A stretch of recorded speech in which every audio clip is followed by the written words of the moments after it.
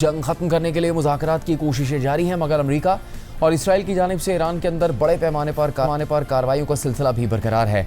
और इसराइली फ़ौज ने आज भी तेहरान समेत ईरान भर में शदीद बमबारी की है। ईरानी मीडिया के मुताबिक ग्रेटर तेहरान मेट्रोपॉलिटन के इलाके शहर में भी आज धमाके हुए। साथ ही इसराइली फोर्सेस ने आज तेहरान में यूनिवर्सिटीज़ को भी निशाना बनाया है और इल्ज़ाम लगाया है कि ईरानी हुकूमत यूनिवर्सिटीज़ को फ़ौजी कंपाउंड की तरह इस्तेमाल कर रही है। इसके अलावा अमरीकी सदर ट्रंप की जानिब से 10 रोज़ तक ईरान के एनर्जी प्लांट्स पर हमले रोकने के दावे के बावजूद ईरान में मुख्तलिफ एनर्जी प्लांट्स समेत न्यूक्लियर और केमिकल प्लांट्स को भी निशाना बनाया जा रहा है। खुद इसराइली फ़ौज का कहना है कि वो इस वक्त ईरानी हुकूमत के इंफ्रास्ट्रक्चर को निशाना बना रही है। कल रात को ईरान के शहर तिब्रिज़ में एक पेट्रोकेमिकल प्लांट को निशाना बनाया गया, जिसके बाद प्लांट में आग लग गई थी। ताहम ईरानी हुक्काम के मुताबिक अब इस आग पर काबू पा लिया गया है और आग मुकम्मल तौर पर बुझा दी गई है और प्लांट की सूरत हाल मुकम्मल तौर पर काबू में है। इसी तरह कल तेहरान के करीब बिजली के एक ग्रिड स्टेशन पर मिसाइल का मलबा गिरने के बाद तेहरान के कुछ इलाकों में ब्लैकआउट हुआ था। इससे पहले ये खबर भी सामने आई थी कि 27 मार्च को अमेरिका और इसराइल ने ईरान के खमदाब हैवी वाटर प्रोडक्शन प्लांट पर बमबारी की थी, जिसके बाद अब इस प्लांट को शदीद नुकसान पहुंचा है। जबकि अब अक़वाम मुत्तहिदा के न्यूक्लियर इदारे इंटरनेशनल एटॉमिक एनर्जी एजेंसी ने भी तस्दीक कर दी है कि ईरान का Khondab heavy water production plant इसराइली हमले में शदीद नुकसान के बाद अब काम नहीं कर रहा। खंदाब प्लांट को हमले में पहुंचने वाले नुकसान की तस्दीक सैटेलाइट तस्वीर से भी की जा सकती है। एनर्जी और केमिकल प्लांट्स समेत दीगर इंफ्रास्ट्रक्चर पर हमलों के बाद ईरान ने इसराइल में भी अपने हमलों का दायरा वसी कर दिया है और आज भी इसराइल के मुख्तलिफ इलाकों में ईरान के मिसाइल हमले रिपोर्ट हुए हैं। जबकि ईरान ने हालिया हमलों के दौरान इसराइल के मुख्तलिफ सनती जोन्स को भी निशाना बनाया है। इसी तरह के एक हमले में ईरान ने जनूबी इसराइल के शहर बेरशेबा के करीब एक सनती जोन को मिसाइल से निशाना बनाया, जिसके बाद सनती जोन में वाक़ केमिकल प्लांट में आग भड़क उठी और इसराइली हुकाम ने लोगों को खबरदार किया कि केमिकल प्लांट में आग लगने के बाद ख़तरनाक मवाद का अखराज भी हो सकता है, जिसकी वजह से पूरे इलाके में खौफ हरास फैल गया। बेरशेबा में केमिकल प्लांट पर हमले के बाद लगने वाली बड़ी आग के मनाज़िर भी सामने आए हैं, जिनमें बड़े पैमाने पर लगने वाली आग के बुलंद शोले दिखाई दे रहे हैं। इसराइल के अंदर हालिया दिनों में ईरान के अलावा हिजबुल्ला और अब ईरान की हिमायत याफ्ता यमन के हुसी भी बराह रास्त हमले कर रहे हैं।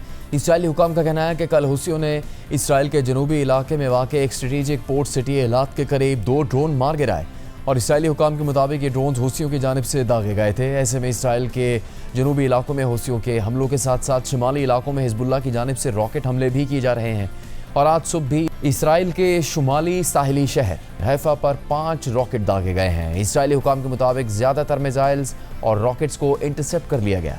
ताहम ईरान के प्रेस टीवी ने हैफा में इसराइली ऑयल रिफाइनरीज को निशाना बनाने का दावा किया और इस हमले के बाद सामने आने वाली वीडियोज़ में देखा जा सकता है कि एक बड़ी ऑयल रिफाइनरी में अचानक से एक धमाका होता है और एक बड़ी आग भड़क उठती है। इसके अलावा इसराइली फ़ौज का कहना है कि इसने यमन के हुसी बागियों की जानिब से इसराइल की तरफ दागे गए 2 ड्रोन्स भी मार गिराए हैं और इनसे कोई नुकसान नहीं पहुंचा।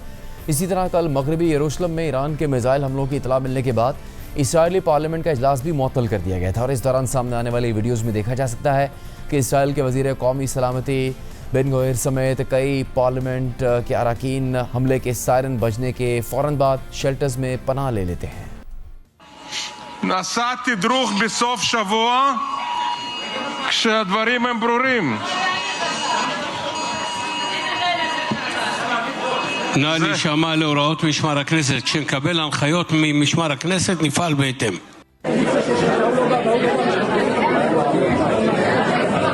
इन हालात में ईरान की जानिब से इसराइल के अलावा खत्ते के खलीजी ममालिक में हमलों का सिलसिला भी जारी है और आज कुवैती हुकाम ने ईरान पर इल्ज़ाम लगाया है कि उसने कुवैत में एक सर्विस बिल्डिंग समेत इलेक्ट्रिसिटी एंड वाटर रीसेलिनेशन प्लांट को निशाना बनाया और इस प्लांट पर काम करने वाला एक भारतीय शहरी मारा गया। ताहम ईरान ने कुवैत के डीसेलिनेशन प्लांट पर हमलों के इल्ज़ाम को मुस्तरद कर दिया और इसराइल पर इस हमले का इल्ज़ाम आयद किया है। इसके अलावा भी कुवैत में ईरानी हमले रिपोर्ट हुए और कुवैती हुकाम का कहना है कि उन्होंने आज कम से कम 5 ईरानी ड्रोन्स को इंटरसेप्ट किया है, जबकि सऊदी हुकाम ने भी आज कम से कम 5 ईरानी ड्रोन्स मार गिराने का दावा किया है। इसके अलावा मुत्तहिदा अरब अमारात और बहरीन में भी हमलों की वजह से सायरन बजने की इतलात सामने आई हैं। ताहम हुकाम का कहना है कि तमाम मिसाइल्स और ड्रोन्स को फ़ज़ा में ही तबाह कर दिया गया है। इससे पहले ईरान ने गुज़श्ता हफ्ते के आखिर में सऊदी अरब के प्रिंस सुल्तान एयरबेस में वाक़ अमरीकी फ़ौजी अड्डे को निशाना बनाने का दावा किया था और फिर ईरानी मीडिया पर पासदारान इनकलाब की जानिब से दावा किया गया कि ईरान के सस्ते शाहिद ड्रोन्स ने अमरीका की फ़ौजी कार्रवाइयों में अहम किरदार अदा करने वाले एक महंगे E3 اویکس یعنی airborne warning and control aircraft systems طیارے کو نشانہ بنایا ہے۔ اہم بات یہ ہے کہ اس سسٹم میں ایک منفرد ریڈار ڈسک نصب ہوتی ہے اور یہ ریڈار لمبے فاصلے پر ممکنہ اہداف کو شناخت کرنے اور ٹریک کرنے کی صلاحیت فراہم کرتا ہے تاکہ لڑائی کے دوران ممکنہ خطرات کے بارے میں بروقت اطلاع دی جا سکے۔ اور یہ طیارے انتہائی قیمتی ہوتے ہیں اور ایک طیارے کی قیمت تقریباً $30 کروڑ تک ہوتی ہے۔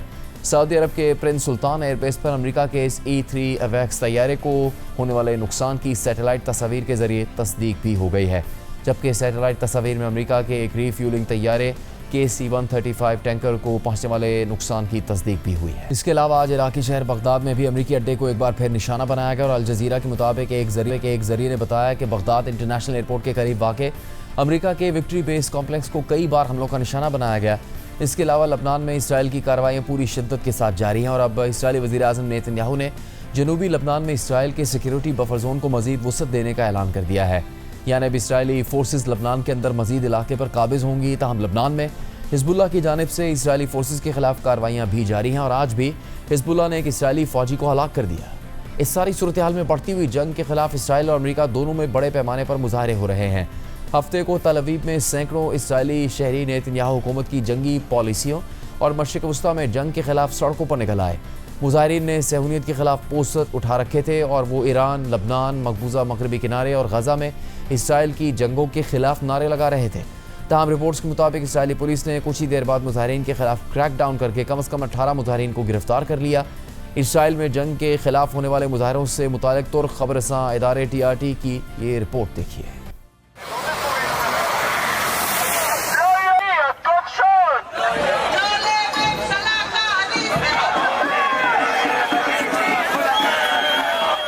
Unfortunately, 90% of the Israelis are supporting this war. I'm sorry to say it as an Israeli, but this is a sick country. We are going from war to war to war. Enough with all the wars. There is a combination of genocide in Gaza, ethnic cleansing in the West Bank, a war with no reason in Iran, in Lebanon, and fascism within Israel. All those are connected. What we saw here is the police, which is actually turned into a private militia in the hands of the Minister of National Security, as it were, and the government as a whole. They've been acting against the citizens in order to defend the government.